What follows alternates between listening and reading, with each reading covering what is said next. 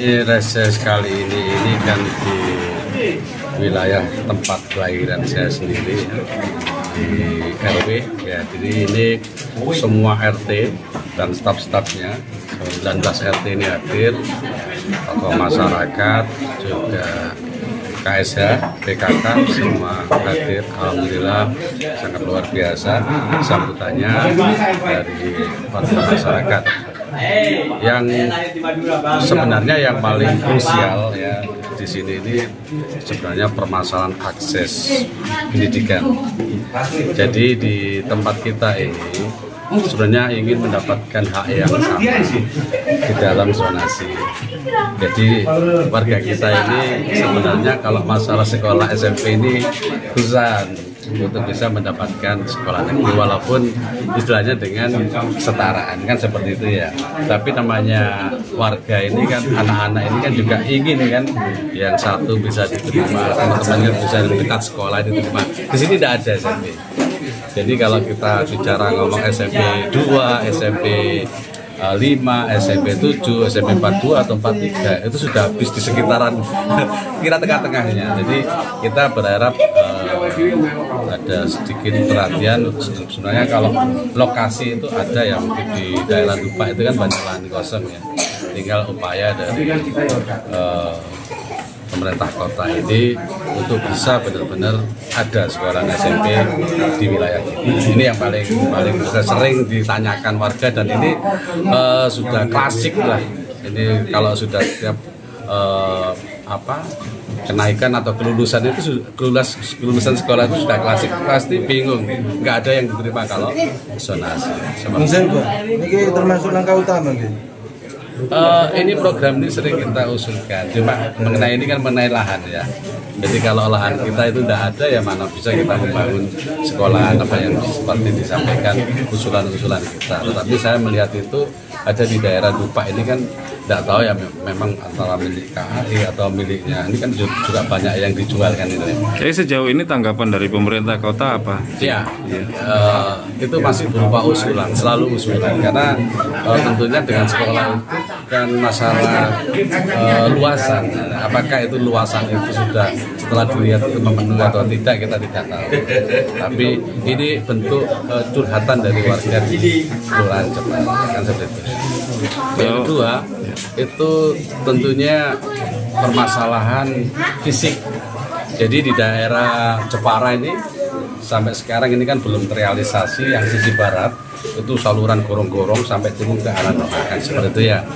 Juga pengaspalan kan seperti ini. Ini kan memang banjir tapi sebentar ya, bukan kayak banjir lah, ada genangan.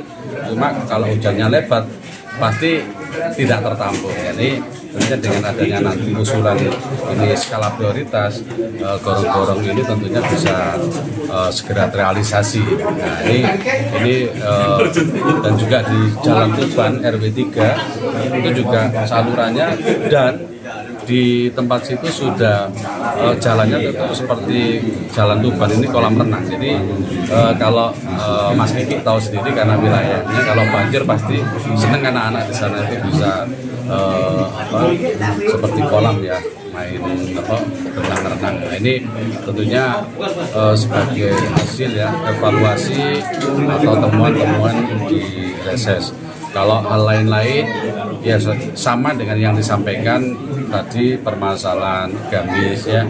Mudah-mudahan ini segera ada perubahan ya dengan kalimat-kalimatnya kan ya, dengan apa istilahnya kategori atau apa namanya persyaratan-persyaratan itu juga, karena selama ini juga mereka ini yang sampaikan sehubungan dengan kalau ini tidak sampai samakan kembalikan itu sehubungan dengan permasalahan sekolah nanti yang anak-anak kita ini juga ada permasalahan, juga permakanan yang selama ini itu jangan sampai ada istilahnya berhenti, karena mereka itu juga menunggu ya di depan rumah.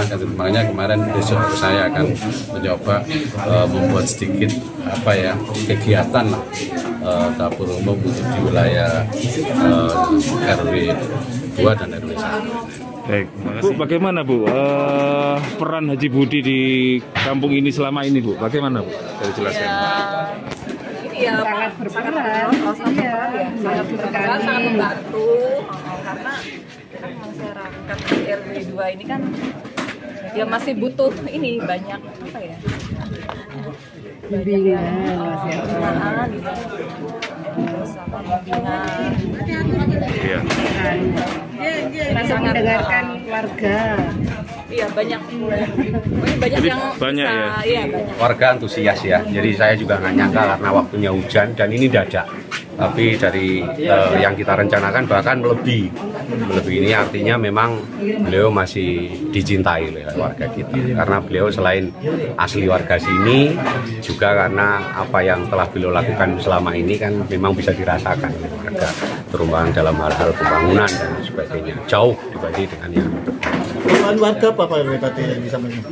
kalau untuk warga yang terutama yang disampaikan tadi masalah apa MBR ya, jadi yang terhapusnya MBR itu kemudian membuat